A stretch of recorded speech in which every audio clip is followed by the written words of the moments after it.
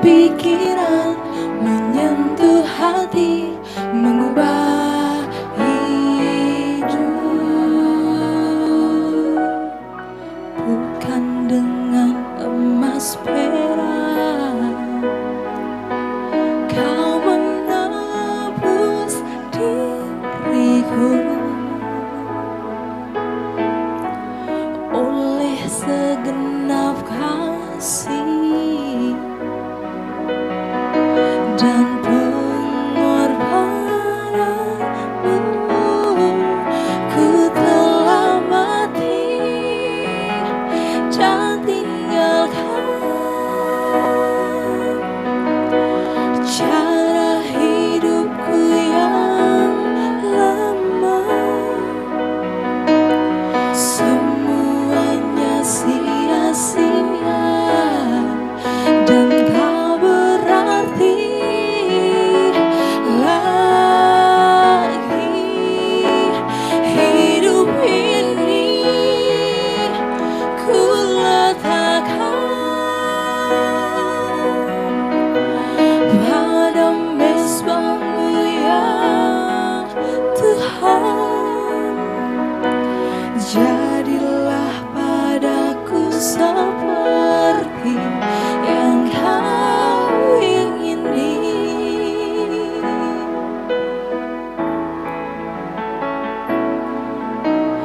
Bukan dengan emas perak kau menebus diriku,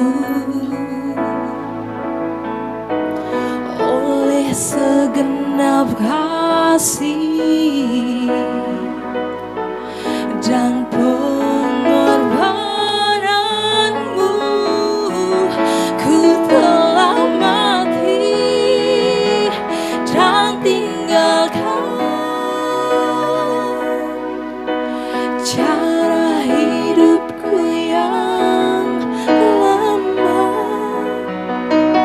Semuanya sia-sia dan tak berarti lagi. Hidup ini ku letakkan pada mezbamu ya Tuhan. Jadilah padaku seperti yang kau ingini. Ku telah mati dan tinggalkan cara hidupku yang lama. Semuanya sia-sia dan tak berarti lagi. Hidup ini ku letakkan pada mezbamu ya Tuhan. Jadilah padaku seperti yang kau ingini. Jadilah padaku seperti yang kau ingini. Jadilah padaku seperti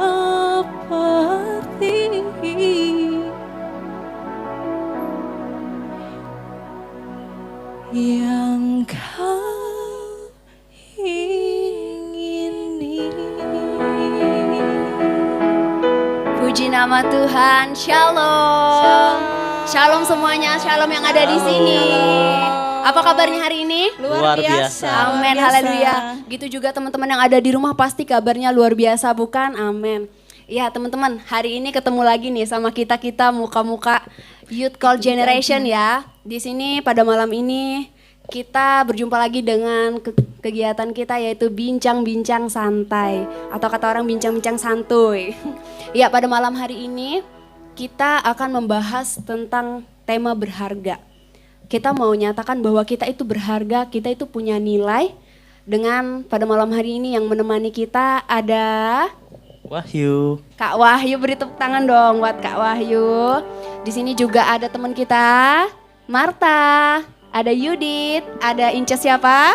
Eva yang kemarin-kemarin aja, jangan sampai lupa ya teman-teman semuanya. Bener banget, jangan sampai lupa muka-mukanya, dan saya sendiri, Fitria, Meta, Rosia. Iya siap, saya paling panjang ya namanya. Ya, tema kita hari ini yaitu tentang berharga. Bagaimana kita melihat nilai dalam diri kita. Kita percaya kita semua berharga, men. Amin. Nah, pada saat ini kita mau tanya nih sama Kak Wahyu oleh kakak ya. Kita mau tanya-tanya, menurut kakak berharga itu seperti apa? Kalau di arti garis besar kan berharga itu intinya tuh penting. Ya kan, berharga berarti kita punya nilai, barang. Sesuatu barang yang punya nilai kan kalau Ya, berharga betul. itu secara garis besarnya. Cuman kalau dalam Tuhan berharga itu ya kita ini manusia di mata Tuhan tuh ya kita yang paling berharga. Karena apa? Pertama, Tuhan itu rela mati dan disalibkan ya karena untuk menebus dosa-dosa kita. Itu berarti beranggapan kita ini begitu berharga di hadapan Tuhan gitu. Mahal banget ya, Iya, sampai mahal ditebus banget dengan dong. darah. Dengan darah loh ya guys. Nah, kalau itu tadi arti berharga.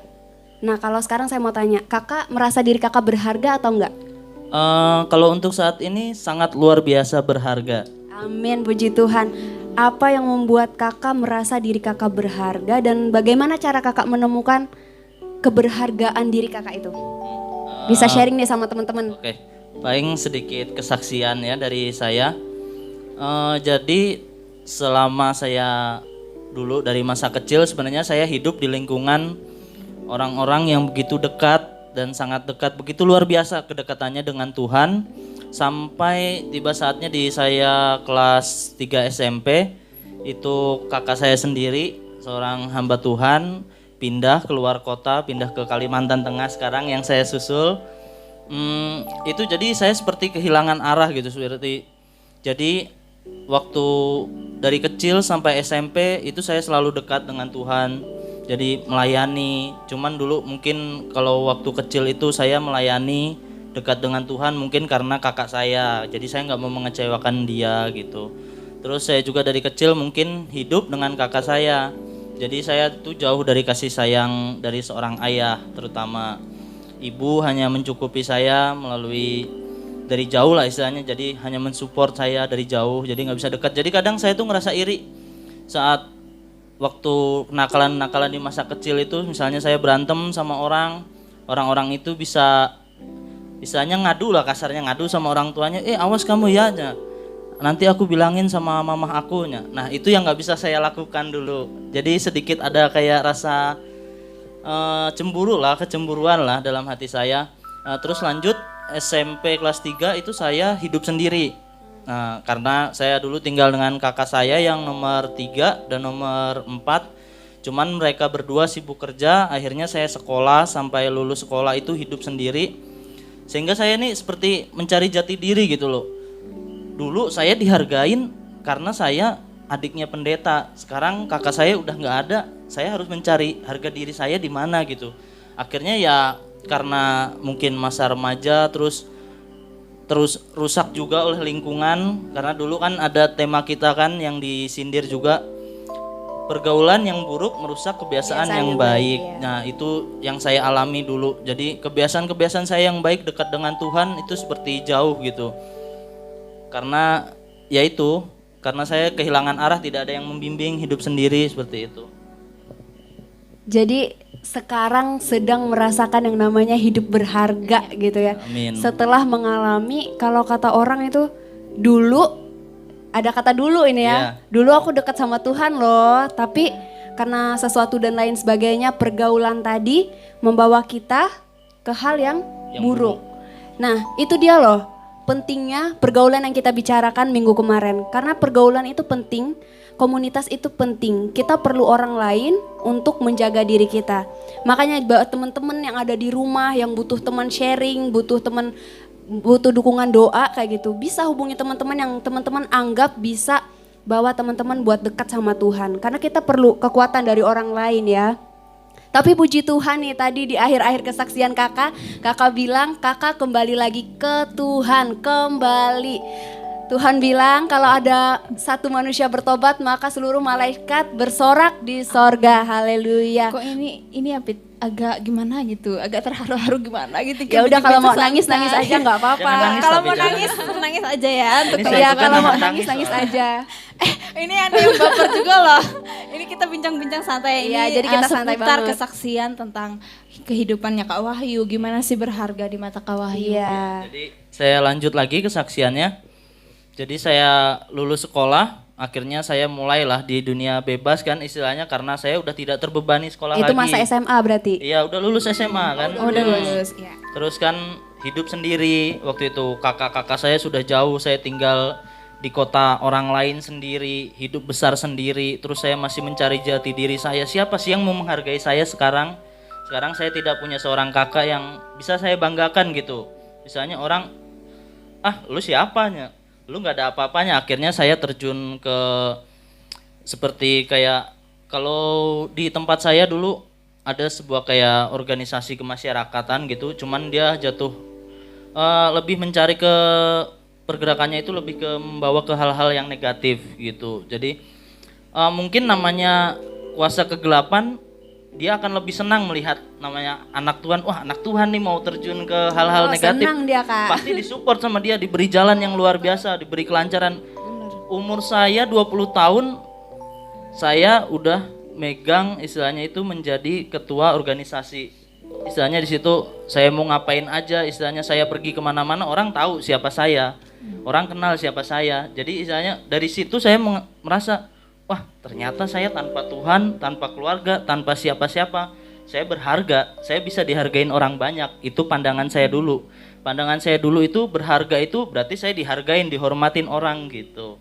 Cuman kalau sekarang puji Tuhan, saya bisa berubah dan mudah-mudahan terus berubah menjadi lebih baik. Jadi di sini kita sama-sama belajar gimana caranya kita mengubah hidup kita dari yang buruk menjadi ke yang lebih baik lagi. Bukan berarti kita semua yang ada di sini lebih baik daripada teman-teman yang ada di rumah, tapi setidaknya kita memberitahu kepada teman-teman kalau hal-hal yang buruk itu harus kita tinggalkan, karena begitu luar biasa kalau kita semua dekat dengan Tuhan. Amin.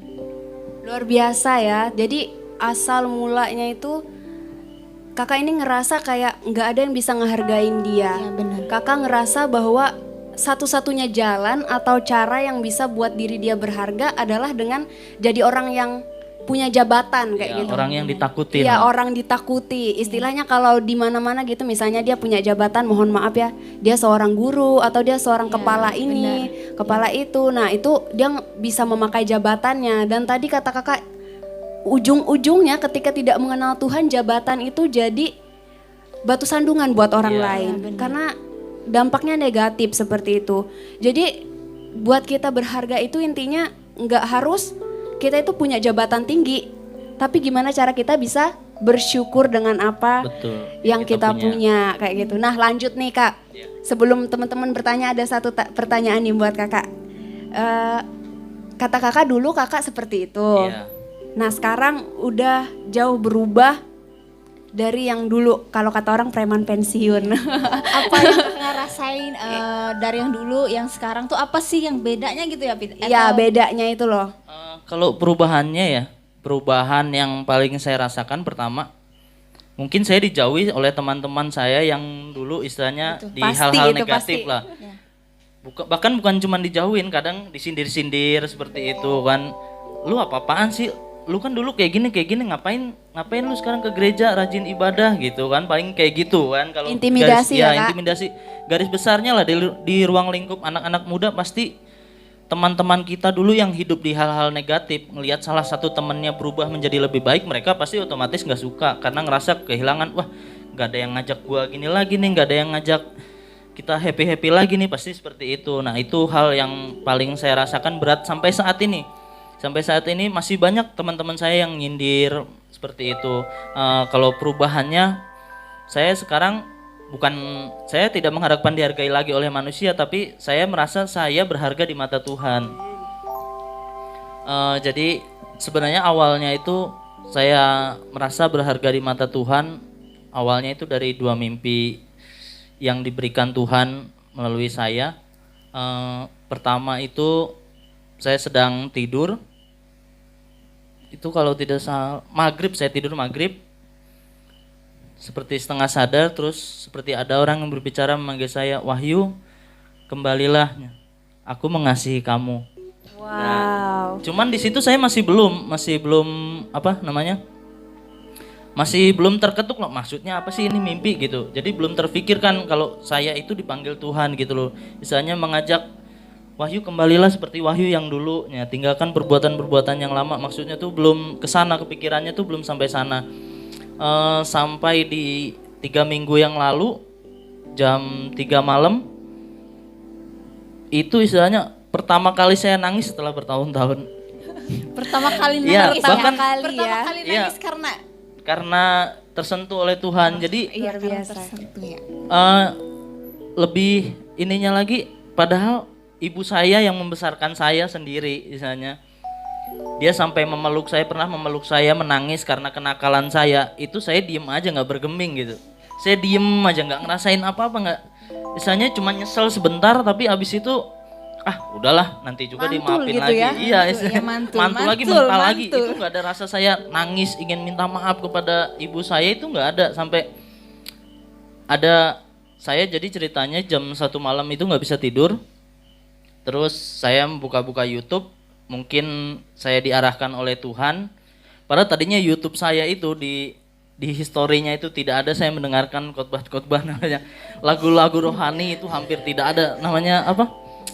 Dulu saya ke gereja aja hanya nganterin ibu saya sampai gerbang, terus saya beri alasan lagi ke ibu saya, "Mah bentar mau ada urusan keluar." Padahal jalan tuh. Padahal jalan, ntar nongkrong di mana kayak gitu. Terlalu. Cuman kalau semenjak mimpi itu kayaknya saya begitu rindu gitu, kalau nggak ada ibadah kayaknya kayak ada yang kurang. Jadi capeknya tuh kayak cuman capek jalanin keseharian aja gitu loh. Jadi kalau capek melayani Tuhan itu luar biasa nikmatnya. Itu yang baru saya rasakan kali ini. Haleluya. Jadi kembali lagi ke mimpi itu. Mimpi itu seperti membawa saya ke masa lalu. Jadi membalikan lagi dari awal, dari saya kecil melayani Tuhan. SD saya sudah menjadi WL, terus sudah menjadi istilahnya pelayan Tuhan di sekolah minggu maupun di remaja saat itu. Semuanya dikembalikan lagi pikiran saya itu di mimpi saya. Terus ditunjukkan ini loh, kamu dulu kayak gini. Kamu tuh bukan Wahyu yang sekarang yang saya mau. Kamu tuh dulu dibentuk dari keluarga Tuhan. Kenapa kamu jadi jauh dari saya? Aduh bentar.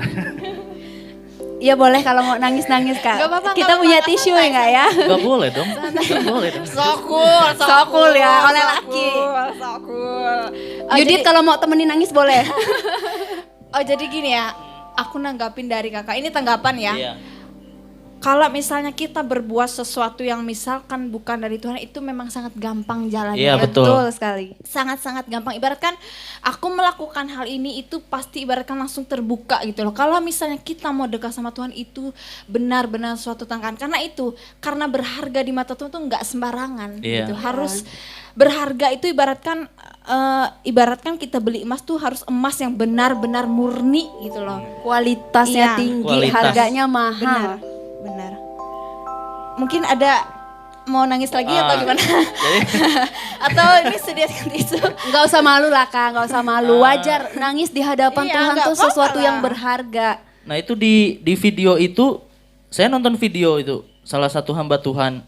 Saya nonton video, saya tertidur, kemudian saya diberikan mimpi itu. Jadi saya dibawa ulang ke masa lalu, kayak saya diberikan ini loh.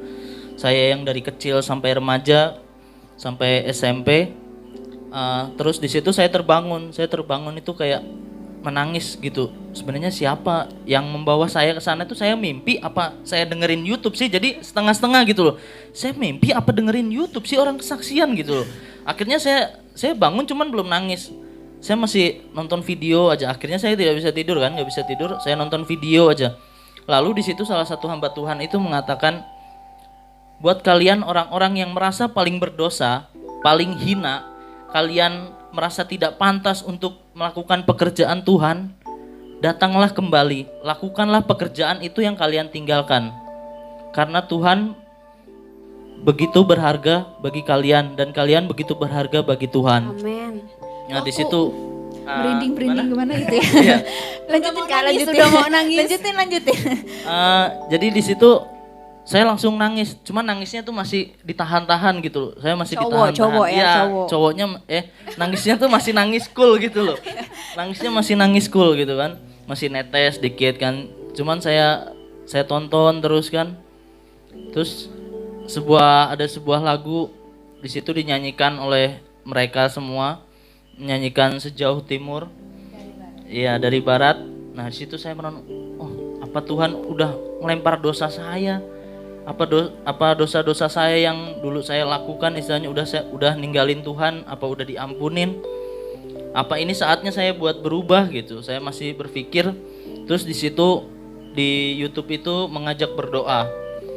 Harusnya kan kalau berdoa melalui YouTube itu kurang lah, ya kan?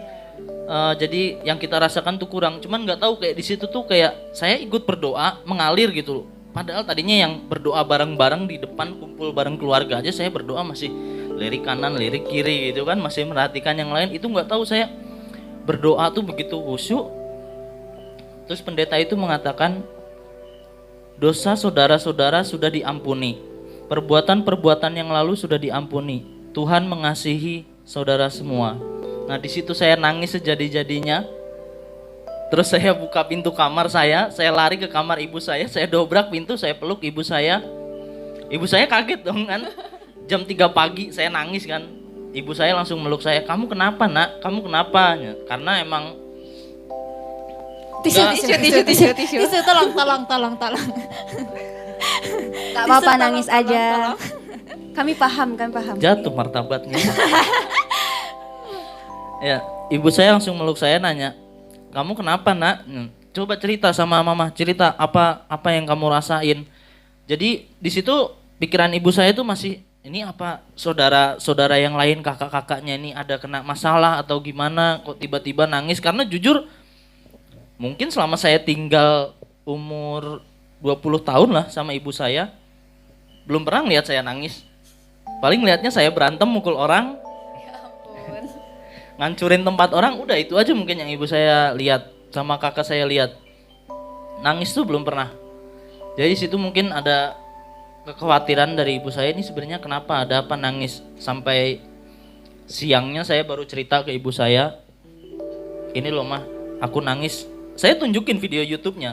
Padahal nggak tahu apa karena video itu yang membuat saya berubah atau karena emang bimbingan Tuhan yang memberikan saya mimpi.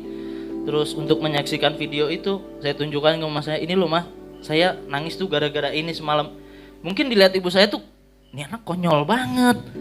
Dulu saya nangis-nangisin dia, meluk-meluk dia biasa aja mungkin dalam pikiran ibu saya kan. Ibu saya sampai heran, mungkin bertanya-tanya, "Masa iya cuman gara-gara video ini nangis kan?" Cuman saya buktikan dengan berubah saya, walaupun belum 100% saya berubah hidup benar, setidaknya saya ingin mengikuti Tuhan kembali dari awal, belajar kembali bagaimana melayani Tuhan, bagaimana bisa menjadi saksi-saksi kedahsyatan dan begitu baiknya Tuhan Yesus kepada kita orang-orang yang begitu sangat berdosa di matanya. Mungkin Iya. itu sih. Luar biasa sekali ya. Sangat luar biasa. Tadi kesaksian kakak itu bilang kayak gini. Kakak tuh bilang bahwa Tuhan mau bekerja itu lewat apa aja bisa. Iya. Kapan aja bisa, nggak kenal waktu, nggak kenal perantara siapa. Tadi yang kakak alami adalah kakak mengalami Tuhan melalui perantara video. Iya. Padahal sambil ngantuk-ngantuk loh, sampai ketiduran katanya. Tapi kalau Tuhan udah mau bekerja di hati seseorang, Tuhan langsung kerjakan. Benar Blek, banget. aku mau kerja. Amin. Dan walaupun itu ya, kalau dipikir-pikir nih, ini video, ini kakak, itu diupload kapan? Seharusnya waktunya Iya. beda.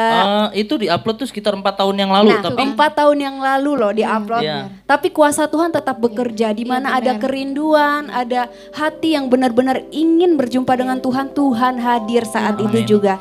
Dan kabar bahagianya ada satu ini. Saya yakin dan percaya apa yang kakak alami selama ini adalah jawaban doa dari keluarga dan terutama mama tercinta dari kakak ini Iya. loh, luar biasa. Itu tadi kesaksian dari Kak Wahyu. Kakak bilang dia pernah ikut Tuhan, sempat terhilang, tapi sekarang jadi domba yang Tuhan temukan lagi. Dan luar biasa kakak mau punya komitmen buat melayani Tuhan. amin. Semoga Tuhan memberkati sendiri keinginan dan harapan kakak itu. Dan sekarang sebelum kita tutup ya, mungkin ada teman-teman yang mau bertanya. Mungkin Marta, dari tadi Marta kayaknya udah sampai ke hati banget kayak gitu. Hati banget gitu. Atau Yudit boleh terlalu juga dalam nih. banget ya, terlalu dalam gitu. Terlalu meresapi. Jadi mungkin aku ya dulu ya. Atau Yudit atau Ya siapa? Yudit boleh. Atau mungkin nanti teman-teman yang di rumah mungkin kalau ada yang mau ditanyakan silahkan nanti komen ya di channel kami. Iya. Aku Kita udah jawab nanya di lain waktu ya. Iya.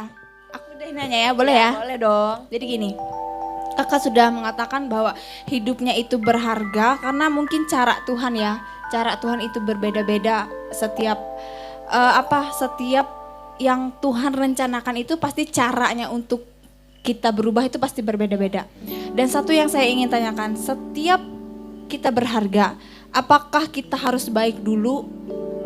Apakah kita harus baik di mata Tuhan atau di mata orang lain sehingga kita disebut orang yang berharga? Apakah harus baik dulu kita disebut berharga gitu loh?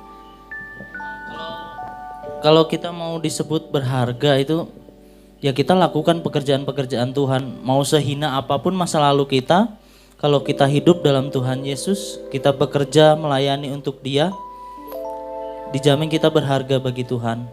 Amin. Amin. Jadi intinya tuh- hidup kita pasti akan dijamin walaupun istilahnya doa-doa kita nggak selalu dikabulkan, tapi suatu saat pasti dikabulkan. Jadi bukan di saat itu kita berdoa langsung dikabulkan, tapi butuh proses. Semuanya pasti butuh proses dan itu pasti akan Tuhan jawab. Amin. Jadi berharganya itu enggak berharga menurut orang lain Iya, kayak gitu ya, betul. tapi berharganya dari dalam diri kita dulu. Kita sadar bahwa diri kita berharga dan kita sadar bahwa kita berharga bagi Tuhan Betul. kita. Iya, luar biasa sekali. Ada lagi nggak pertanyaan-pertanyaan lain nih? Atau buat teman-teman yang ada di rumah yang hari ini menyaksikan kesaksian dari Kak Wahyu di bincang-bincang santai kita malam ini, teman-teman bisa komen di bawah. Nanti pertanyaan-pertanyaan teman-teman bisa kita bacakan di bincang-bincang santai selanjutnya. Jadi teman-teman kalau ngerasa diberkati, nggak usah takut kayak gitu. Dan nggak ada kata terlambat untuk mengalami Tuhan. Nah Kak, itu tadi udah kita panjang lebar banget ya yang kita bahas. Nah, ketika kakak sudah ngalamin Tuhan, kakak udah tahu diri kakak berharga. Ada nggak yang mau disampaikan buat teman-teman di rumah? Ada pesan atau tujuan kakak ke depan seperti apa begitu? Mungkin pesan buat teman-teman semua yang ada di rumah, yang sepantaran yang masih sama lah dengan saya yang dulu saya lakukan mencari jati diri. Ayo kembali ke Tuhan, berhenti berbuat dosa, tinggalkan semua hal-hal negatif. Walaupun kalian dari latar belakang keluarga yang kurang baik, istilahnya keluarga orang tua tidak lengkap, kalian tinggal hanya dengan ibu kalian, terus tinggal hanya dengan ayah, kekurangan kasih sayang. Kalian nggak perlu cari pengharapan dari orang lain, nggak perlu dihargai dari orang lain, karena kita semua ini udah berharga di mata Tuhan. Jadi semua yang teman-teman lakuin, istilahnya hal-hal dosa, segera tinggalin, karena ikut Tuhan itu luar biasa. Amin. Udah? Udah itu aja. Udah, ya itu teman-teman ya. Pesan dari Kak Wahyu, semoga memberkati teman-teman semua. Sebesar apapun dosa yang telah kita lakukan, kalau kita mau berbalik kepada Tuhan selalu ada pengampunan. Dan selalu ada masa depan yang cerah di dalam Tuhan. Ya mungkin itu yang bisa kami sampaikan pada malam hari ini. Semoga apa yang kami perbincangkan malam ini dapat membuka pikiran, menyentuh hati, dan mengubah hidup teman-teman semuanya. Iya, betul. Dan ketika teman-teman semua yang di rumah yang sedang nonton mengalami itu, mengalami mujizat itu, pembaharuan dalam diri, jangan takut bersaksi dimanapun berada. Amin. Untuk kemuliaan Tuhan, amin. Amin. Puji nama Tuhan. Itu yang dapat kami perbincangkan malam ini. Sekian dan terima kasih dan sampai jumpa di bincang-bincang santai selanjutnya. Tuhan Yesus memberkati. Ku telah mati dan tinggalkan